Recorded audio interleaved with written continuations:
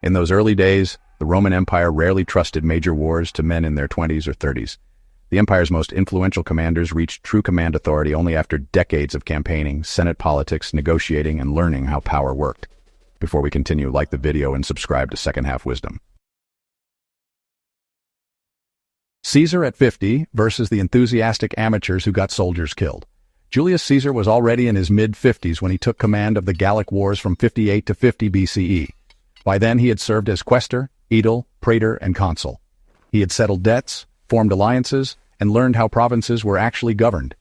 Caesar also learned how fragile armies could be when food, roads, or loyalty failed.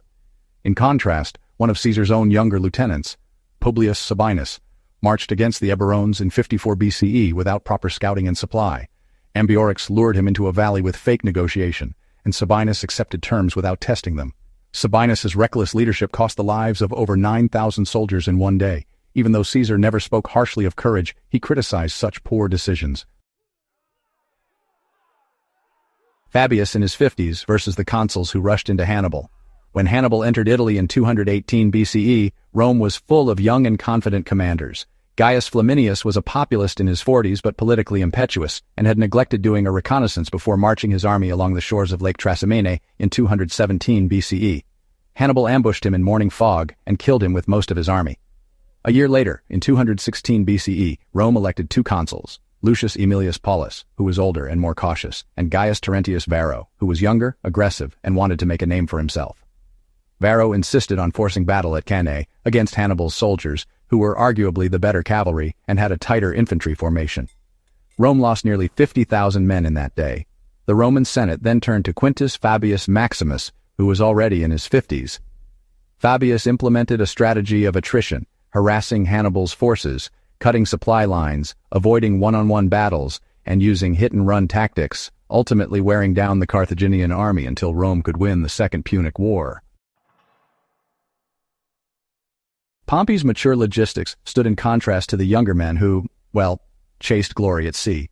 Now, Pompey the Great was one of those rare Roman commanders who kicked off his career with quick victories in his 20s, but honestly, his real administrative power only came into its own as he approached his 50s. In 67 BCE, he was about 40 when the Roman Senate handed him control to deal with the pirates. Pompey the Great organized the Mediterranean by first eradicating piracy in a swift 40-day military campaign, securing those vital sea lanes, and then, undertaking a massive reorganization of the Roman East. He established new provinces like Syria and Bithynia Pontus, and set up client kingdoms, creating stable frontiers and implementing Roman administration, effectively making the Mediterranean safe and, well, Roman. Scipio Africanus aged into strategy while others, failed to govern. Scipio Africanus, who lived from 236 to 183 BCE, matured into a master strategist during the Second Punic War. He developed innovative, mobile warfare tactics while the Roman Senate and senior generals stuck with that old, failed Fabian strategy of attrition.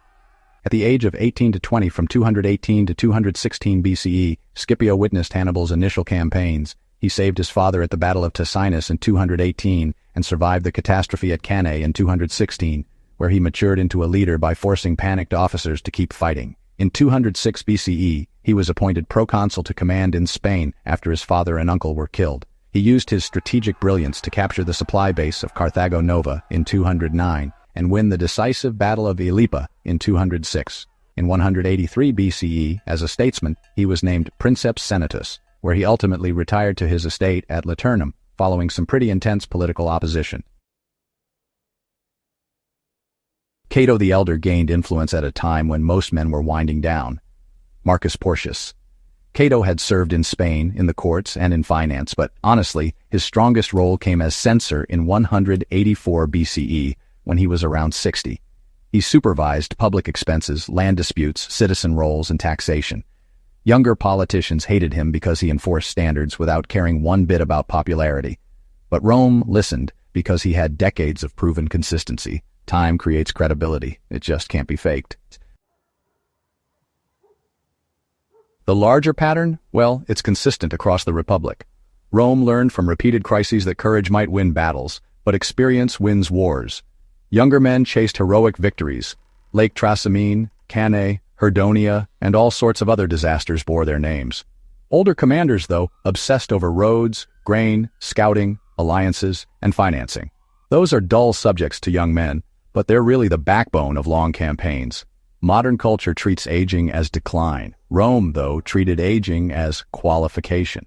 The second half of life was when a man finally knew enough people, places, and systems to make decisions that affected the empire as a whole. Subscribe to Second Half Wisdom for more history that respects maturity as strength, not decay. And hey, share this with someone who still reads history with attention to dates, names, and the real lessons behind them.